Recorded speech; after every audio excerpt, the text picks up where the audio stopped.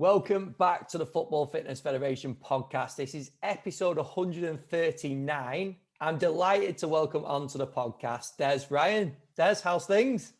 Ben, good form. Thanks for having me. I'm looking forward to the chat, and it's very kind of you to ask me on. So all good. I'm in the middle of moving country, and there's lots of boxes that side of the laptop. So, but I'm not letting the pressure get to me. It's just packing bags, so I have to keep calm and carry on, as you say in England. Yeah, well, you said before the podcast that things have been a bit stressful. What we can't tell, your demeanour is cool, calm, and collected. Yeah. So that's what we like to see. Oh, pressures for tires. Yes. No, honestly, though, it's great to have you on the podcast. I said just before we hit record that I've listened to you on a number of different podcasts, and I always take loads away from hearing you speak. So I really appreciate you coming on, and I know the listeners will take plenty away from it as well. I've not mentioned your current role or the role that you're going to be going into. So, Director of Coaching and Performance at Setanta College. I'm sure a lot of people have followed your work at Arsenal recently as well. But do you want to just take us back? Let's do a little reflection on the career so far and what takes you up to the role at Setanta. I will. I'll be succinct, as they say, but there's a story in there as well. So I started straight out of college, rugby development officer, and I looked after the fitness with the academies in Connacht Rugby. Now, I only did that for a year, and I enjoyed coaching in schools and learning my trade with the fitness development of academy players. And then purely through cutbacks at the time, I got a job with the adult professional team. Now, this is the time rugby was learning to be professional. Connacht was learning to be professional. We were all learning, and I wasn't ready, I won't lie. But I had a good mentor, Liam Hennessy, and he does what I do. He pushes you in the pool, sees are you swimming, he'll help you if you're not swimming. He'll have a chat after he pulls you out of the pool, and then he pushes you back in the pool again. So lots of learning. I wasn't ready for it, but I learned quickly. I had a great mentor. He helped me through that first year, and I enjoyed it. I thrived at that adult level. I did it till about 2007. And I did stints with the Irish national team helping out, and I took the Ireland A team. So enjoyed that high level of adult sport. But around about 2006-07, I was talking to Liam and going, I'd like to try something new. It is getting a bit tedious, away match, home match. And some people are born to do that. And the likes of Philip Morrow and thrive at that and really excel like he does at Saracens. But for me, the adult player, no. I remembered back to the time I was with academy players, only did a year, really liked it. And Liam said to me, yeah, there's a role coming up, perfect for you, Des, in charge of the academies, in charge of the fitness education, the 4 provinces. But Des, you got a lot to learn again. So for a year, he gave me a lot of content to study on the academy player. Then I took the role, fitness education manager, and I got to line manage people. I got to go around the 4 provinces. I got to pull people together. We created an IRFU way of developing young players. Really enjoyed that. And then around 2012, I met Colin Lewin, who you had on the podcast before, another mentor of mine. And he really saw the need in Arsenal to invest, develop, focus on young players in terms of athletic development. And a job came up. We knew each other. It was an interview, met Liam Brady, went well, and I landed in that role. And I thoroughly enjoyed my time for the last 8.5 years in Arsenal. We achieved some really good things. There's lots of good players around Europe in the first team, across all the leagues in England, that we've enjoyed developing, helping them. They did the performance themselves, but we supported them. We gave plenty of challenge and we gave plenty of care. And yeah, 8.5 years, an opportunity appeared in Ireland with Liam Hennessy, the founder of Setanta College, and I jumped at it because I have a real grow, that's Irish for love, of education. There's some fantastic projects with Setanta and their partners like World Rugby. We're doing a very good project with the GA, Be Ready to Play. And there's some other partnerships developing as we speak. And they're running masters degrees all over the world. Cape Town, India, America, London. and Ireland, of course. And I have a big passion for helping practitioners be competent and confident at what they want to do to work in sport at all levels, not just professional sport, community development. So I'm keen to share information, develop courses, develop content, and work with national government bodies, work with associations to, get the most out of sports development. And hopefully that's what we're going to do on the podcast today, because we've got some topics to cover that will definitely help practitioners at any stage in their career. But one thing I was going to just pick you up on that you touched on there, and I've spoke about this to a few people, is practitioners going into roles, whether it's academy or first team, and perhaps feeling that they're not fully suited to working with that age group. And whether you think there's certain attributes that, whether you look at a coach and you think, oh yeah, they're going to be great working with academy ages, or they're not going to be great working with academy ages, they need to be working more first team. I suppose your advice maybe for practitioners getting into strength and conditioning, sports science, or maybe a bit of a loose end on who should I work with? Who do I need to work with? Who's my target? Yeah, that's an interesting career journey for people. So the way I look at it, you got the child player, and someone there really got to be comfortable in chaos, enjoy helping children have fun and creating environments where they can learn. You've got the adolescent, where there needs to be rules and repercussions, still fun, still enjoyment, but a bit of structure. Then you got the young adult, and you got to treat them like a young adult, and you got to listen and build with them and contribute them and challenge them and support them. And then you got the performance end, the adult, plenty of pressure, plenty of man management skills needed. So I would envisage everybody's journey is different, and I think we're entering an age where you have career academy people, and there's the likes of myself that has a good career in it. You have the likes of Paddy and Perry and Arsenal that have very senior roles, working in academy, and there's more I think to come in the industry in that area. So people used to be linear and think I'll work with the 16s, 18s, 23s, first team. And the progression was linear in remuneration and type of contract and size of contract. Thankfully, the industry is shifting in a more non-linear way. So it's easy for my likes of myself and Paddy and Perry, who have scratched that itch with the adult player, who figured out what it was like, did it, enjoyed it, and understood that we prefer working with the younger player. I can't speak for them, but that's from our conversations. That would be the gist of the story. But other people like Sam Wilson in the academy, he was always focused on working with the first team, and he did that. He went from the 18s, 23s to the Arsenal first team and doing a great job there. And he really enjoys that first team. So, and then there's other people like Ivan Mukandi, who worked with the 18s, worked with the 23s, and went to a more senior role with the 9s to 16s and a more senior position. So very, very non-linear. And I think the path will become clear once the person has a good chat with their mentor or line manager.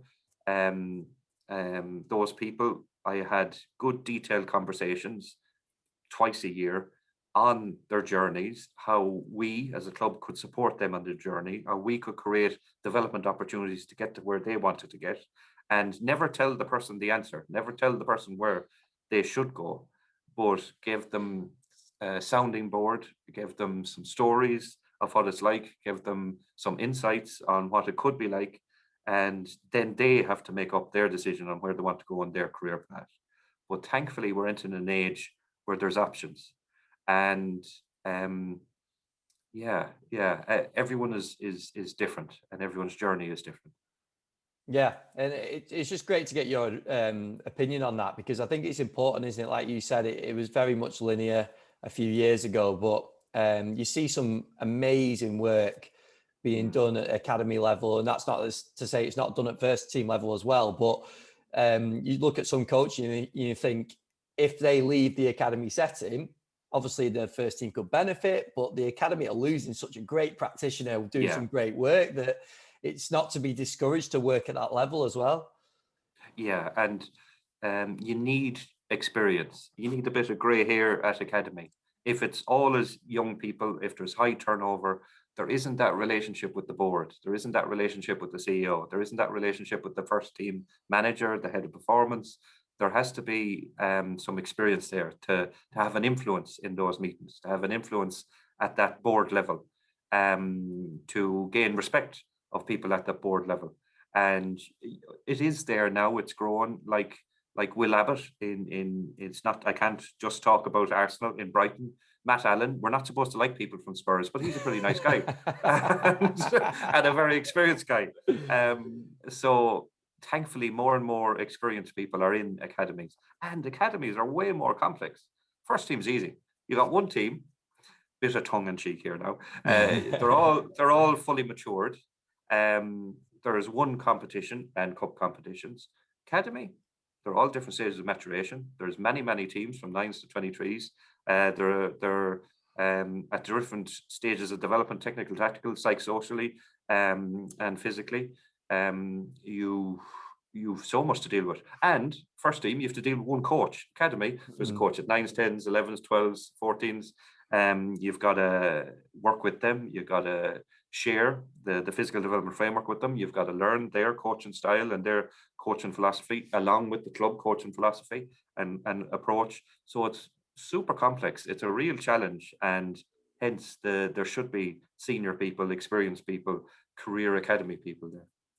Yeah, definitely.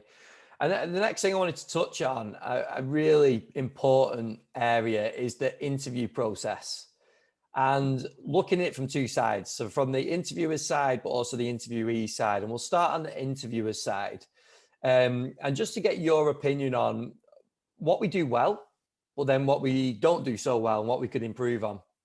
Yeah, sure. And so first of all, for the interviewer, it's the most important decision you can make. So you should put more time in that than a lot of other things. And invariably people don't. It may be the end of a season. It may be a quick turnover. It may be a quick decision, a quick internal decision. It may be a quick process. Shouldn't be. Should be lots of time, consideration, the most important decision you would make. And there should be a fair process, advertised. But what I do is I contact the people I trust that are experienced and who's out there. Tell me some names. We're looking for this coach to fill this age group. Then I get an insight into who's out there. But then it's who applies. And I read every CV. And sometimes sports organizations, it goes to the HR, there's some sort of filtering service, and it goes to the line manager. No, I read every CV because you should. Because you never know who could be there. And if they don't tick one box, they shouldn't be pushed aside just because of that one box that isn't ticked. And we did find some very good coaches that didn't do their UKCA yet, even though that's a requirement with ourselves, but we gave them a shot in the interview and they impressed us. So reading every CV, and it's quite fun, interesting reading CVs. I did get a CV once. It's commonplace now. It wasn't my day to have a picture, and that does help. But there was one CV with a picture, and there was a young man holding a bottle of Heineken in his picture. So not the best idea. You know who you are. Take it off. Don't have that picture. And for me, CVs should be succinct. Name, qualifications, education, experience. That's what we look at. That's what you're looking for. Other parts are interesting, but 2-3 pages, not too long. And depending on the position, of course, but that's easy to read. They're the things we look at straight away, and they're the differentiators when we are selected. So then there's reading every CV. Then we've got a responsibility to involve people. It shouldn't be just my decision.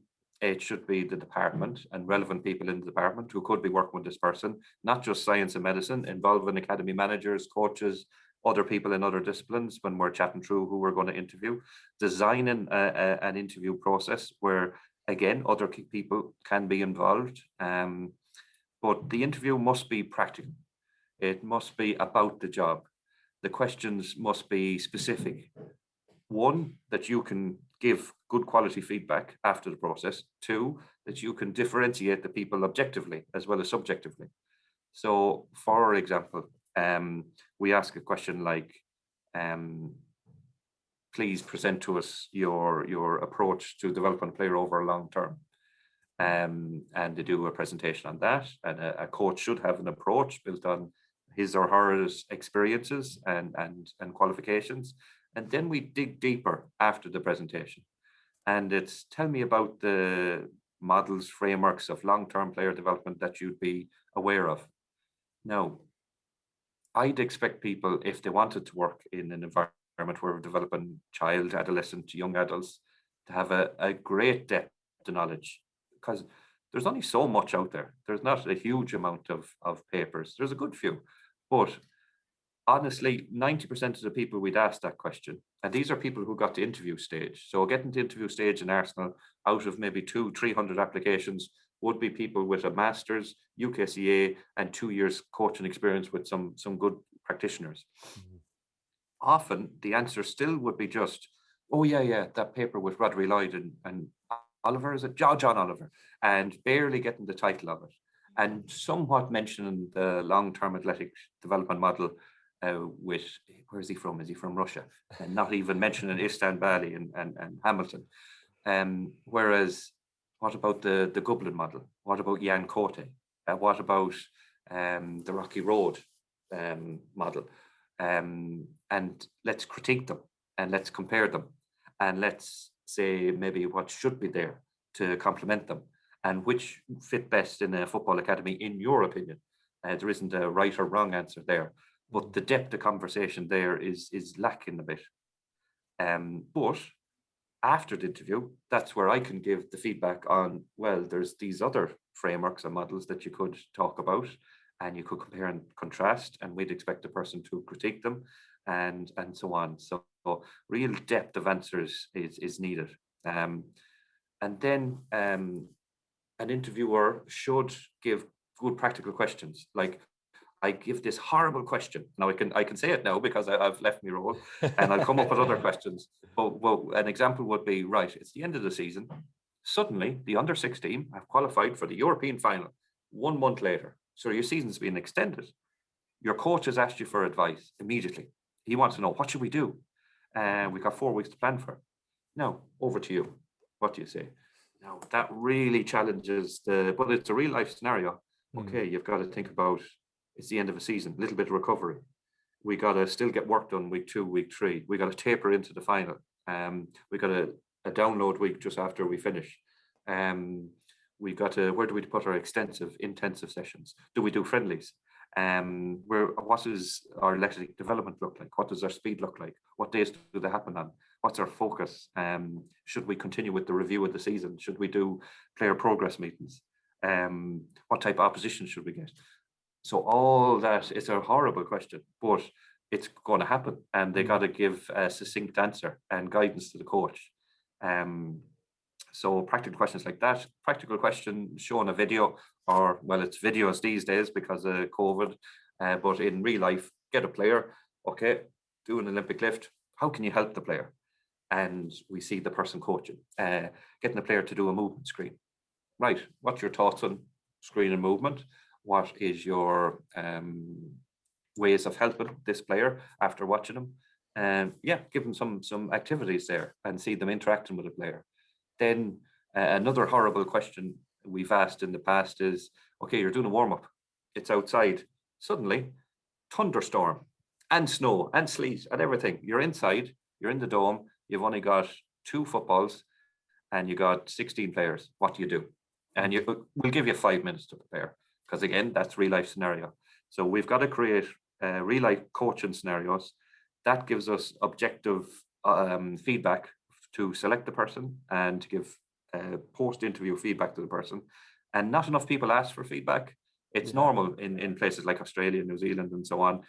People are a bit hesitant to ask for it, but it's a duty of the interviewer to give that feedback, to not say, oh, I didn't think you were a fit for here. Yeah. What does that mean? That doesn't mean anything. What does the person need to work on? How can you help them work on it? And I like to think I give detailed feedback, and I actually send information to the people who get to the interview stage to help them. But I think that's what every interviewer should be doing, is how I'd put it. Yeah, no, that's great. And then from the interviewee's point of view, what are some things that they might say, they might do that sort of capture you and that interest you, and you think, oh, hang on a minute, this is impressive. Yeah, and the people that stand out are the people that have done plenty of hours coaching. So that's all I can say to people is get the hours of experience before interviews. When we put you in practical scenarios, we can see that you're comfortable coaching the lifts, coaching speed, coaching a warm up. You can easily talk about planning because you've done a lot of planning. So the hours of coaching is the thing that helps most. But dig deep into the information. There's too much sound bites. There's too much pictures. There's too much social media information on topics and not enough depth. Now that helps. That awakens us to it. But what I say, now go deeper into that information and have a long, detailed discussion on athletic development. Have a long, detailed discussion on the Olympic lifts. So yeah, some people do them, some people don't. Me, it's pretty simple. If you're a strength conditioner, you should be able to coach the lifts. Yes, there will be a proportion of players that won't be able to do the full lift, but they can do variations. But there's different schools of thoughts and different approaches, which there should be. But still, if you're a conditioner, you should be able to do it. So have your techniques good, have your knowledge of those lifts. What are the top down, bottom up, UKSCA approach to it, American approach to it? How did you come about your coaching approach? Who influenced you? Able to articulate things like that. Conditioning on pitch, tactical periodization, how you've done it before, what's your preferred week for a team that is full-time, say under 18s, Saturday to Saturday. Why did you come about that week? Why did you choose to do your intensive, extensive sessions on certain days? How do you prefer to condition a team? Is it through the game? Is it through an integrated approach? Is it through the game with top-ups? Really digging into the depths of the practical side of it. Speed, your influences. Where do you do straight line speed, where you do change of direction? Do you separate them? Do you do it together? Your rationale, your approach to conditioning, why you do it. Really good practical answers, which is always based around practical hours of coaching and being guided by an experienced person along the way. And is there anything that sort of stands out to you? And it might be basic, it might be a little bit more complex in terms of mistakes that people tend to make in an interview? Yeah, so none of us know it all. I don't. So humility is a great thing. But some people go to an interview and I must know this answer. Yeah. I got to be able to answer this to the full depth. People who just go, well, this is what I'm aware of. I may not be aware of this, but I'm always keen to learn more. I haven't come across that. This is what I know. So a few people have done that, and that's a great clue to me that person's humble, hasn't got false confidence, realizes what they do know, what they don't know, which takes maturity, and that does stand out. And we do, as a group in Arsenal, Paddy Perry, people in there in the conditioning department, we've a lot of time for, we like people to be mannerly, we like people to be objective, we like people to tell the truth. So if we are looking for someone to join the team, and that's for them now, I've finished, they're very helpful to have those attributes in the team. So when we see them come out in interviews, so just someone being mannerly, because when I see that, I know, right, I'll have less fires to deal with. Yeah. There'll be less potential for someone clashing with someone. There'll be less potential for someone in operations or the office being upset because someone said something to someone, it was misinterpreted. If someone comes in and is super mannerly, it makes life easier. It makes things flow. People want to help our department. People want to work with our department. So yeah, that does help when we see that. Yeah, definitely. And then there might be some listeners, hopefully there are some listeners that are hiring soon, going through the interview process from the interviewer's perspective at their clubs. So in your experience, hiring the right people and creating a cohesive team that could be really effective across the season. What sort of advice would you give coaches that are in that scenario that are maybe hiring in the next few months? Yeah, you mentioned to me about this question, so I took a few notes. I said I don't want to waste people's time, but think it stems back to leadership. The person in that leadership position has to create that environment, has to create that team, has to create that cohesion. So first of all, even stepping back a notch or two, is choosing your projects wisely. So I stepped into Arsenal because I knew Colin Newan was there and was for it and pushing it. He had the CEO, Ivan Gazidis, beside him pushing for it. Arsene Wenger was pushing for it. And I knew that was the right project. Similarly, the next project I'm going into, I know Setanta's growing, Ian Jeffries is joining it, Liam has founded it. There's good people there and good people I want to work with, and it's opportunity to grow. So choose your projects wisely, create a diverse group. And I'm not just saying that because it's the politically correct thing to say. I've categorically seen that it improves. I don't want people that sound like Des, look like Des, acts like Des. I've learned so much from hanging around and finding people that are different to me. Too often in sports science, strength and conditioning, people are male, pale, middle class. We've got to mix it up. It's got to be diverse, and people with different skill sets, people with different experiences in work, people with different personalities, people with diversity. And it's been well proven in business, in industry, that big companies are more successful the more diverse they are. So yeah, create a diverse group, and then don't call people my staff. I don't think anyone's ever heard me say that, but sadly it's said a lot. It's our team. It's the science and medicine team. It's the conditioners, physios. You're part of it. You're not their hierarchical boss going, my staff.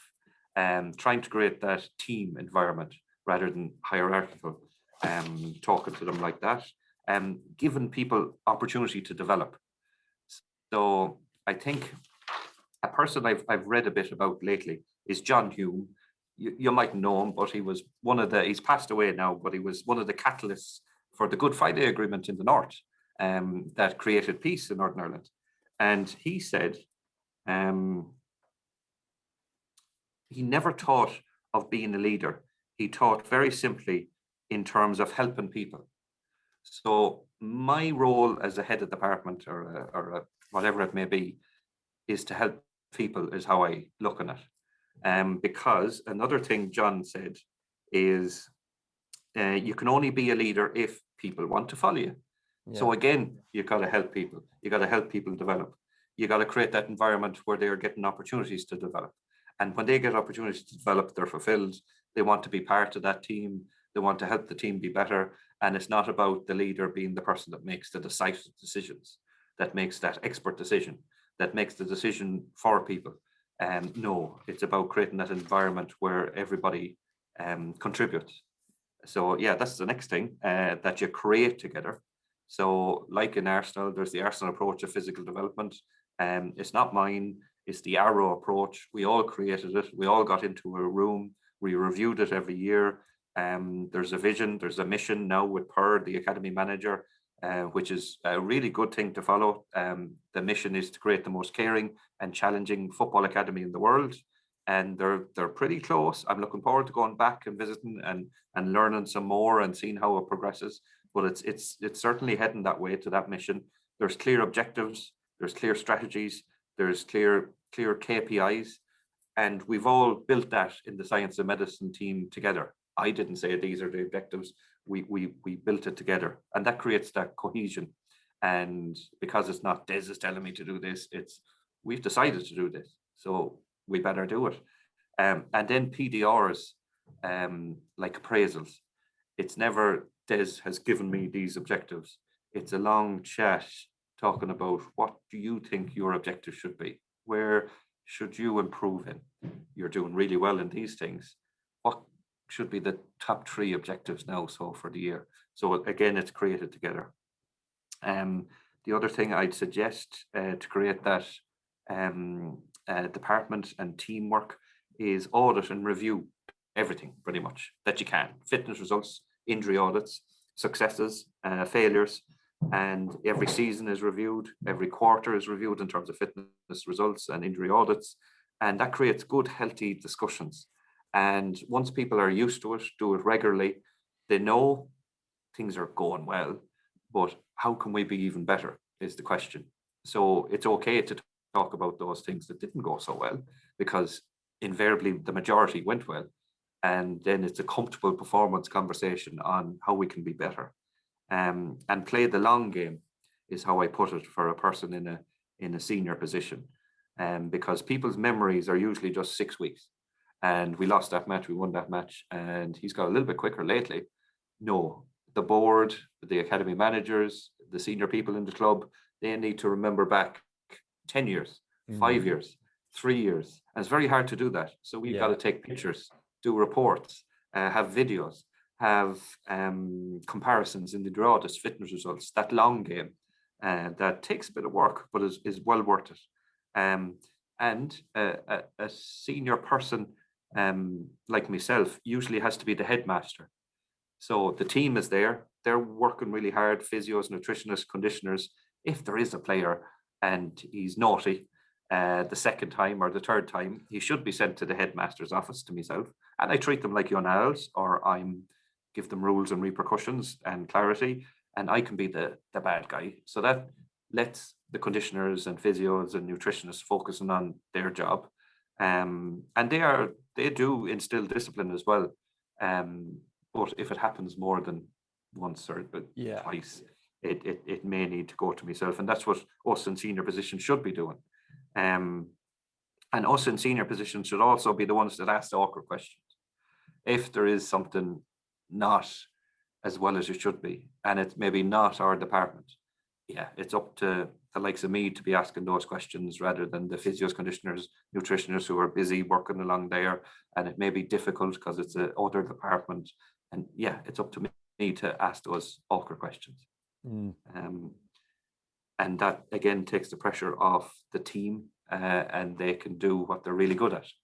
So I think that helps. I'm not sure if I'm answering your question, but I spoke about creating a team, helping them thrive, creating togetherness, and the responsibility of a leader to do that.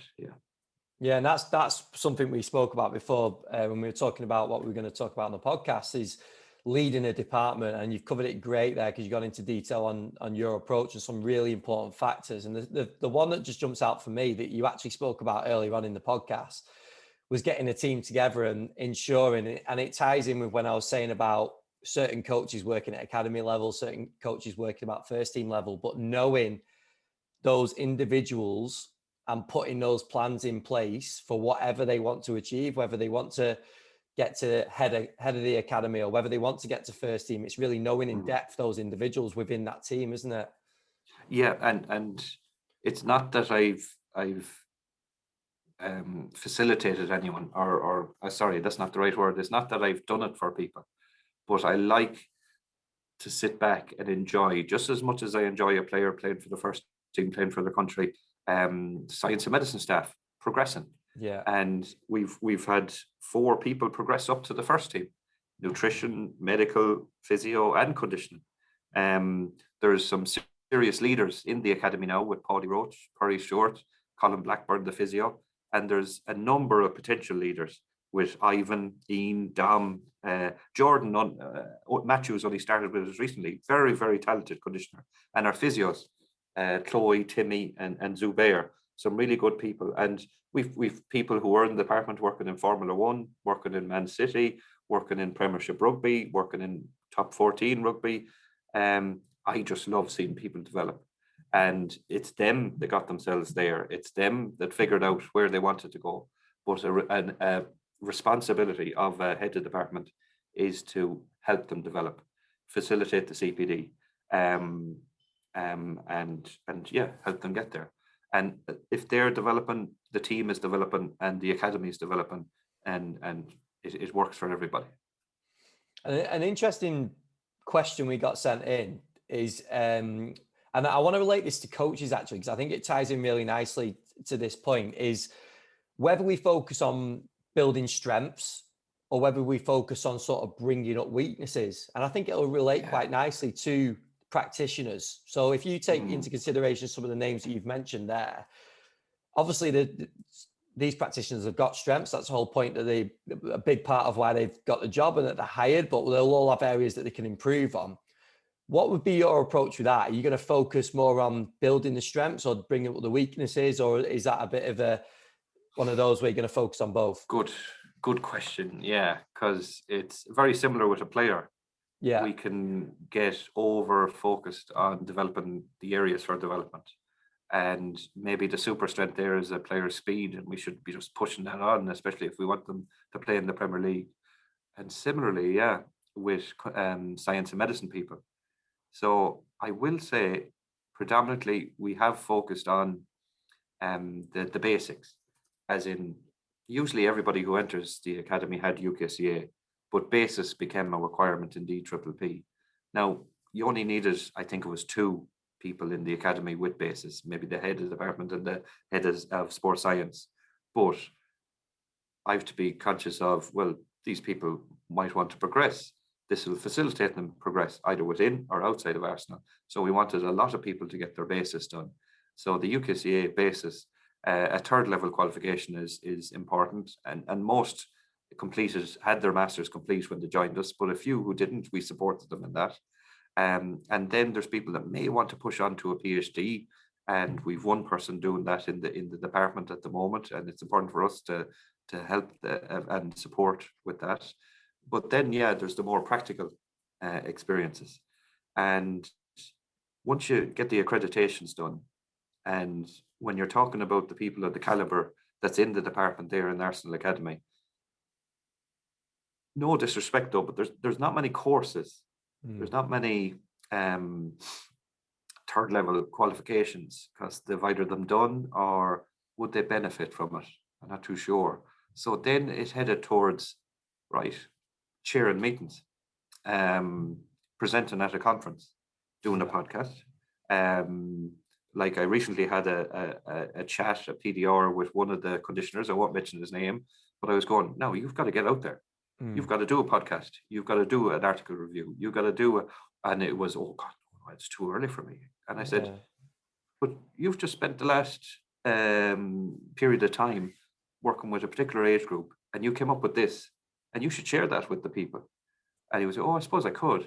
So it's up to me to nudge people towards what they would benefit from. And then when they do a podcast, the confidence grows, because they're going to have to speak to say an academy management team. They're going to have to speak to the head coaches in the future. They're going to have to speak to the scouts in the future. They're going to have to present. They're going to have to influence. They're going to have to educate. And the more of those experiences, better for them to do their role. And then there's other people that want to work on technical work, like speed. One of our coaches went off to Altus and spent a bit of time there. Others spent a bit of time with other coaches. Parry spent a bit of time with Tony Strudwick. And I think for people of their caliber, that's where a lot of learning happens with peers, the real world. Having that day or two with them, shoulder to shoulder, asking practical questions, looking at practical content. We all think we're too busy to do it, and it's up to someone like myself, again, in that head position, to facilitate it, to create the time for it, to remind people of it. And sometimes I don't. I could have done a bit more the last year, but it was a funny all year. But that's important. So, I probably, if I reflect back, and we should always do that, my reflection from this is I probably did focus on the areas to improve and didn't focus on the strengths enough, just like we do with players sometimes. So I could have homed in on the super strengths, like Paddy with his athletic development. That could have been driven on even further, like Parry with his planning. that could have been driven on a bit further. And I won't go through every person in the department, but they do have super strength. So yeah, good question, because that's made me reflect, and that's what questions should do. And I probably did focus on the areas to develop rather than the super strengths. Yeah. Yeah, and I suppose it brings up the whole debate, because we obviously, I think there's loads of practitioners that come to mind with those super strengths in whatever area it is, but then it brings up the debate of the generalist and the specialist, doesn't it?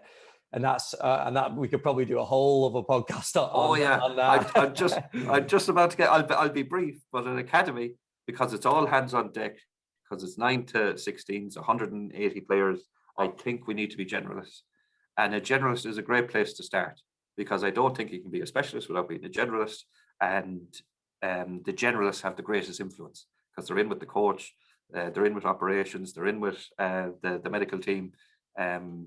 There is a place for specialists, yeah, and probably at the pointy end, maybe the adult side of it. But I think people with a good generalist background are more suited to head positions in the future and will become even better specialists in the future. Sorry, I'm going off on a tangent there. Oh, brilliant. Really good. Des, I'm just going to put one question in, because we got sent a few questions in.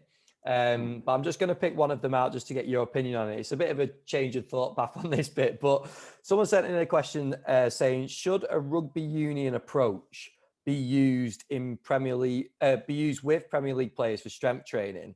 And then they also backed it up by sending me an extra message, basically saying that rugby players are seen as very robust. And obviously we want to improve robustness with footballers and try and keep them on the pitch for longer and all the rest of it. So do you think an approach that they use in rugby would work in football? No, because in rugby you have to make players about 120 kgs to be a front row prop. So I don't think that'll go down too well in if we develop Bukayo Saka to be 120 kgs. That wouldn't be good. So no, but a bit of tongue in cheek there now from myself.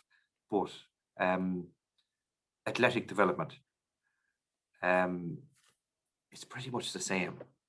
We the fundamentals. We want to have good mobility stability in players. So we want to have mature level movement skills. We want to develop good power in all areas of the force velocity curve.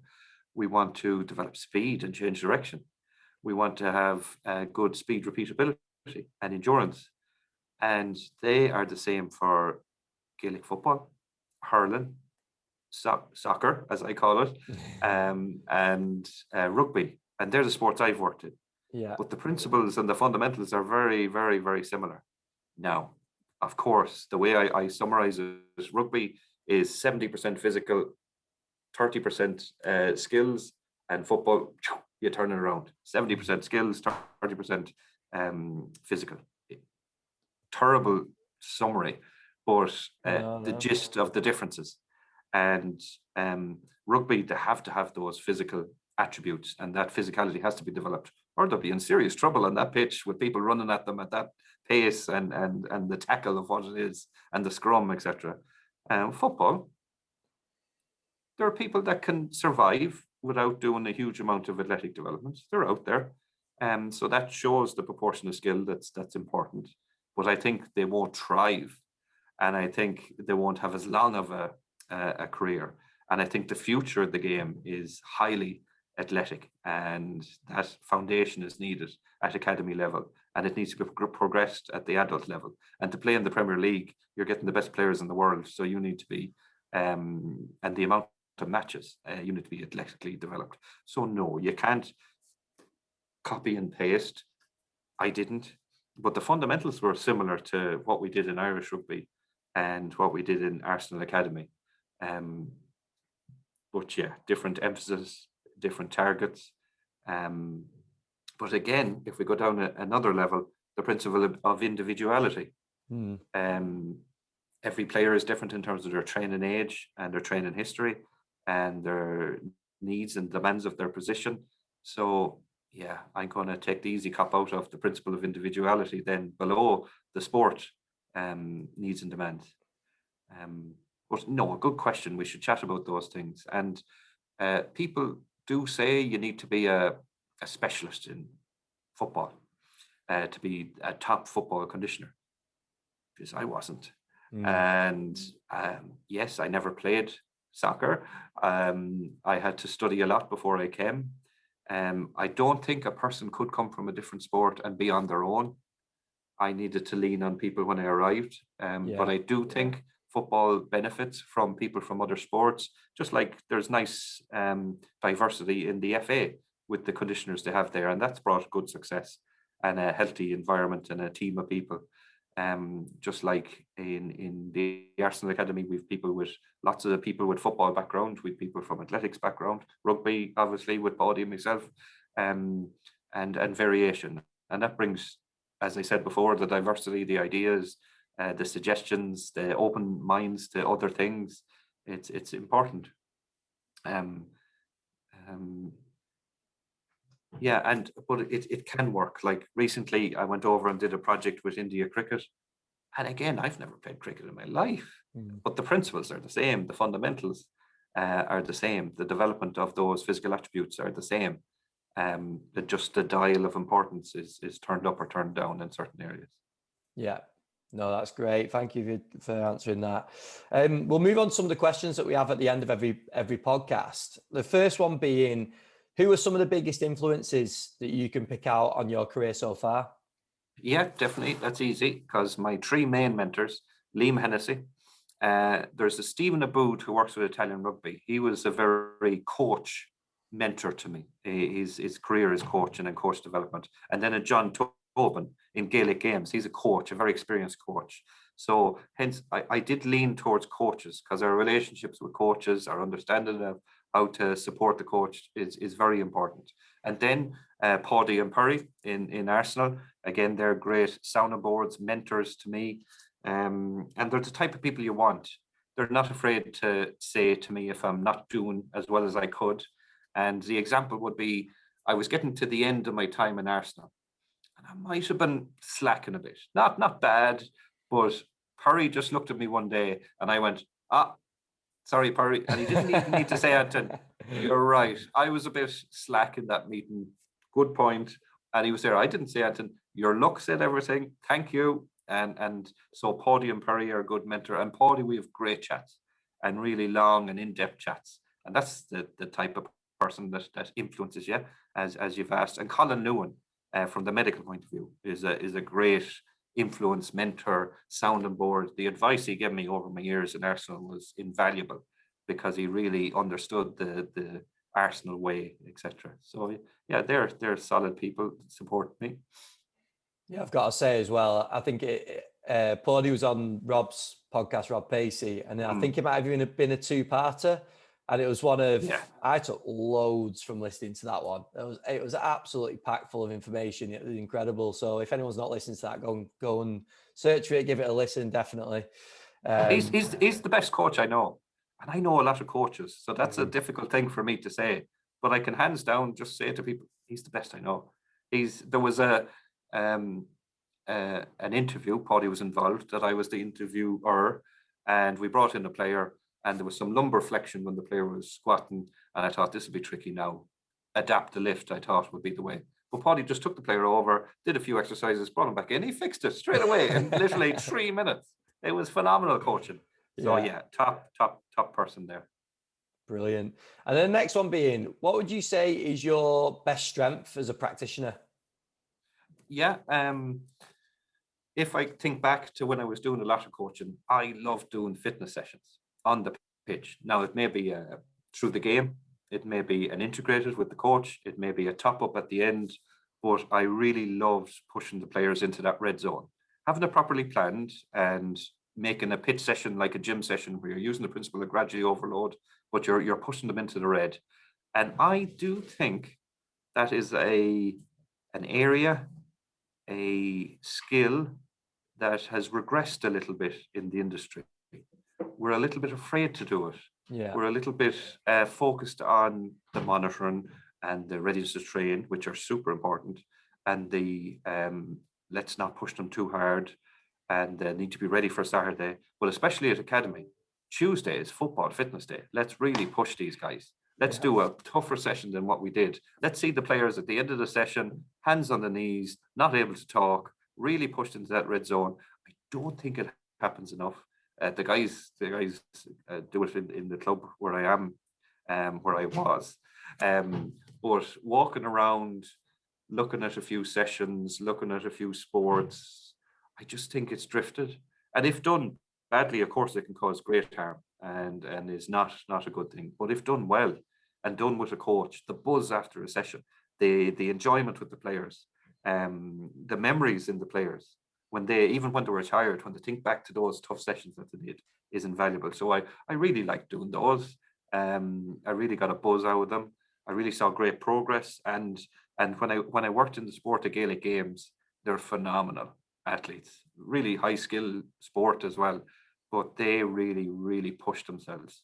And yeah, it's a great buzz doing that type of session. And that was what I would look on as my strength when I was doing a lot of coaching.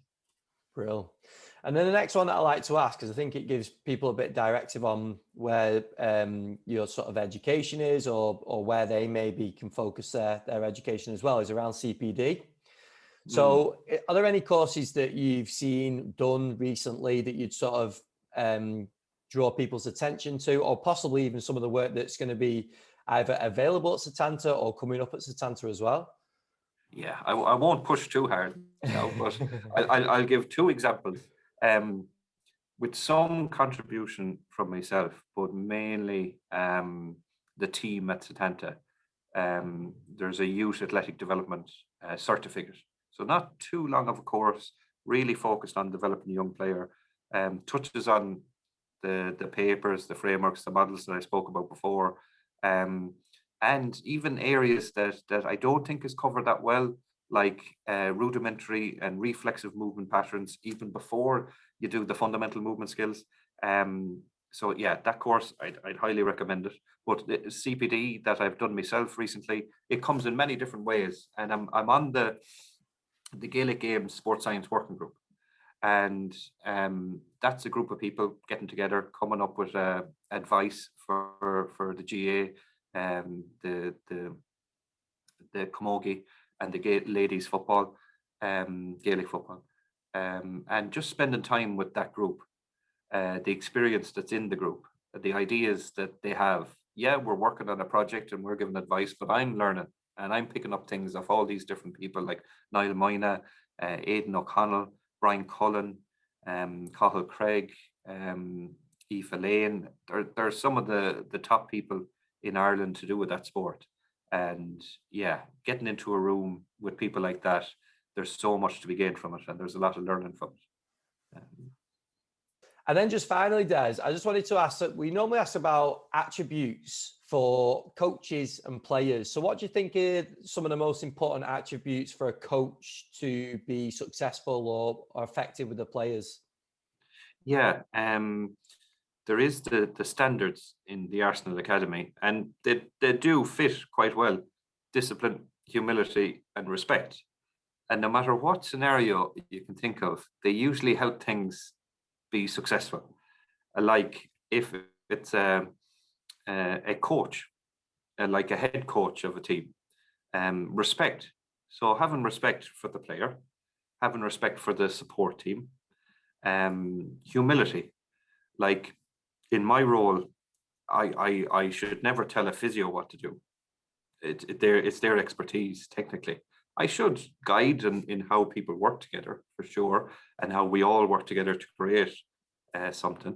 But with a player, respect is very important too, because they're so clever. Even these teenagers, they know exactly what's going on, and you got to give them respect. You can't just talk at them. And there's a bit at 13, 14, 15.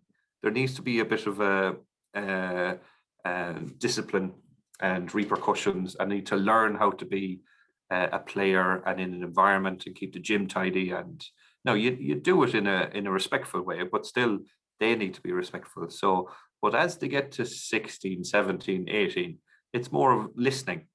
Yeah. And again, humility creates that listening. And when a player thinks you're listening to him, it does make a big difference.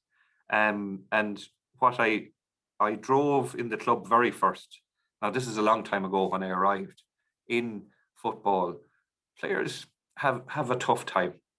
It's changed lately, the last 3 or 4 years, but coaches were fairly firm with them. Their parents were fairly firm with them. Agents were fairly pushing them. And there wasn't many arms around the shoulders, metaphorically. So I saw that. I wanted the relationship to be strong between the sports science and medicine and the players. There wasn't a great history of sports science and sports medicine at the academy back then to the level I would like it.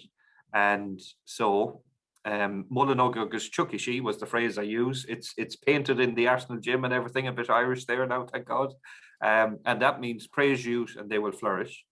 So you praise them when they deserve it now. It's not just free flow. But you could see the shoulders opening up when a conditioner or a physio said, wow, you lifted 10 kgs more than last week. That's serious improvement. Well done. And that pulls people together. So having that attribute of humility, listening, praising when it's deserved, respect, driving that respect with the younger age groups about discipline and teaching them how to be a professional and how to act in a sports team.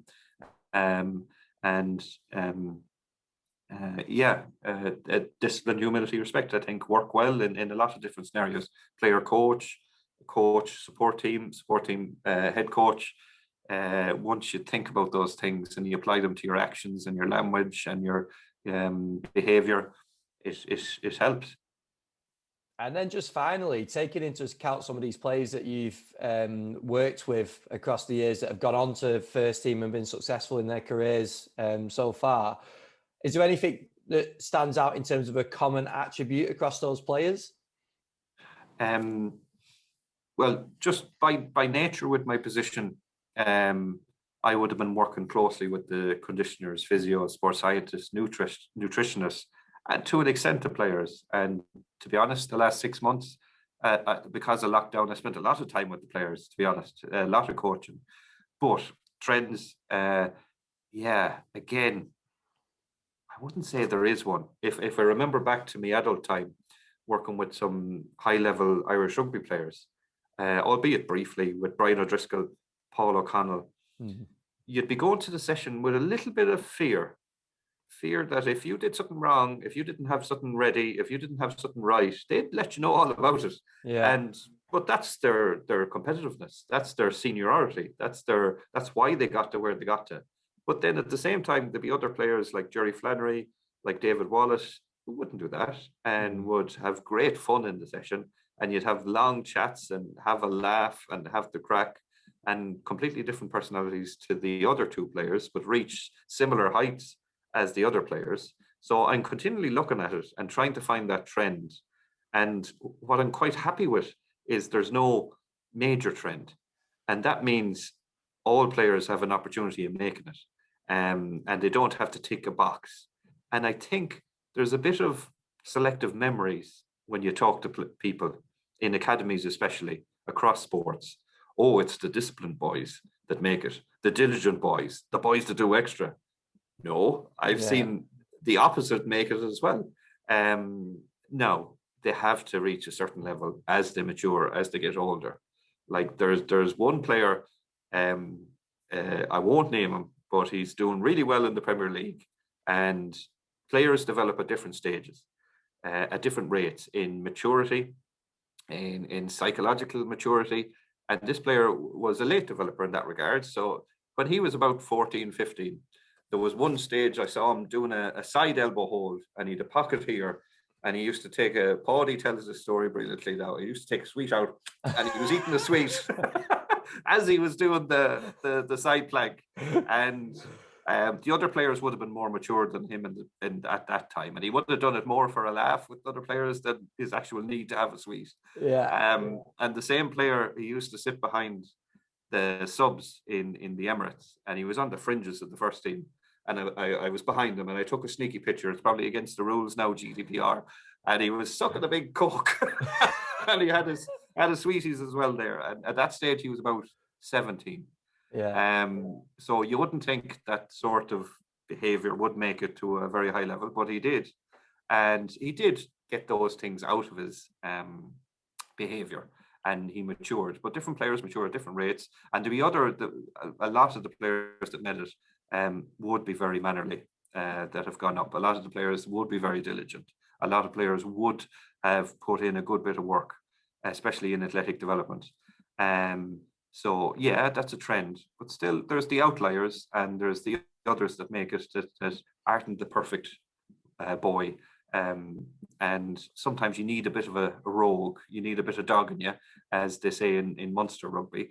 So thankfully, the door is open to many, and we haven't turned it into an exact science to have the same types of personalities go through. So there's some of the trends, but a really definite one from memory is some of the top performers at adult level.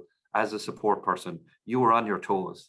Yeah. They made you have even a little bit of fear going into your session, and yeah, that was a bit of a trend as well.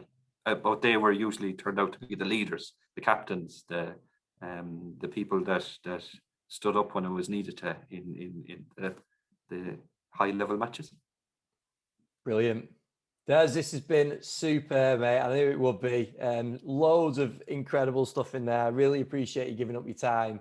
And I know it's a busy time as well with the move and everything. So extra appreciation for you giving it up at the moment. But thank you too, Ben, because something like this is hugely important for the community, and it's important that we as a community support it. So it's a valuable resource for people out there. So fair play to you, the likes of Rob Pacey. It's a lot of work you put in, so it's valuable for the whole community. So thank you.